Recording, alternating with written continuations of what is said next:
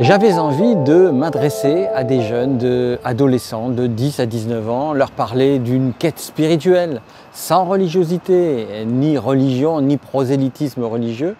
L'histoire d'une jeune fille, Sandra, qui répond à un appel intérieur et qui s'élance sur un chemin, une forêt, la forêt de la Chêne, de Nouvelle-Calédonie, et qui, lors de ce voyage initiatique, va rencontrer des personnages, des animaux qui vont s'adresser à elle de manière un peu fantasmagorique et finalement trouver des réponses à des questions sur le courage, la vie, la mort, la foi par exemple, mais une foi laïque et une foi en soi finalement. Et je pense que tout ça peut parler finalement aux jeunes et aux moins jeunes d'ailleurs.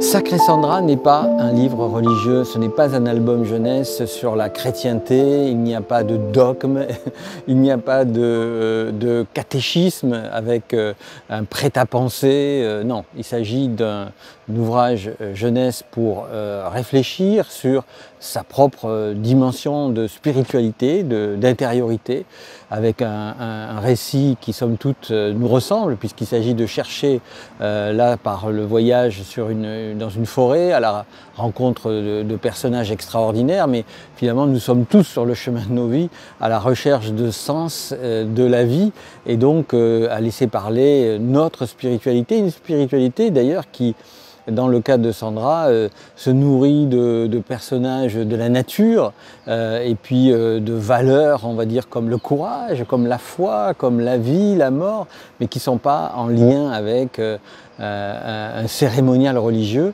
Non, c'est voilà, c'est la vie de tous les jours qui peut d'ailleurs se passer ailleurs que dans une forêt. Pour chacun d'entre nous, c'est rechercher les choses qui font sens pour nous et ça s'appelle la spiritualité. Et là, il n'y a pas de religiosité, il n'y a pas non plus de religion.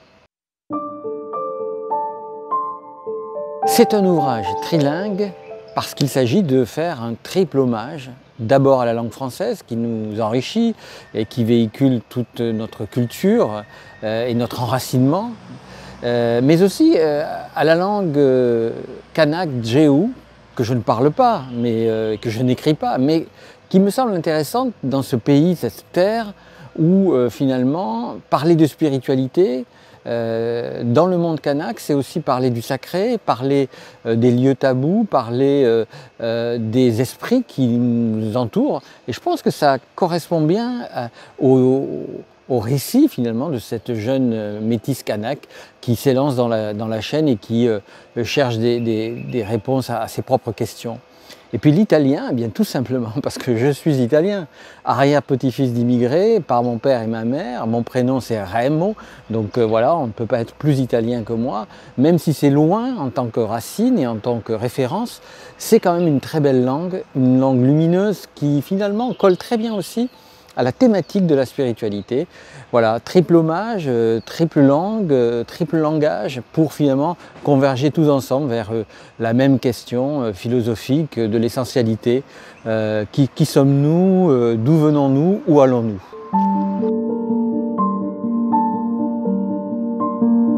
Pour les illustrations, j'ai voulu donner à Bernard Billot, illustrateur connu en Calédonie, toute la latitude et la liberté de création. Je lui ai donné mon texte, il a lu l'histoire et il a composé et écrit et imaginé, dessiné, peint à la gouache ou à l'aquarelle des images qu'il m'a soumises. Et donc j'ai demander des petites modifications par-ci, des petites modifications par-là. Mais bon, in fine, je suis très content parce que l'écriture picturale de Bernard Billot est très lumineuse. Elle est finalement très colorée, très chatoyante.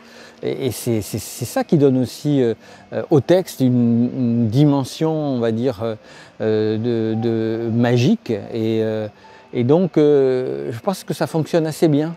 Et la maquette d'ailleurs de Hélène Cabassi aussi, avec les colonnes des textes qui se regardent et qui s'interpénètrent dans le sens où on peut regarder comment s'écrit le djeouk, on peut regarder comment s'écrit l'italien, on lit le français, et donc finalement tout ça fonctionne, tout ça fusionne.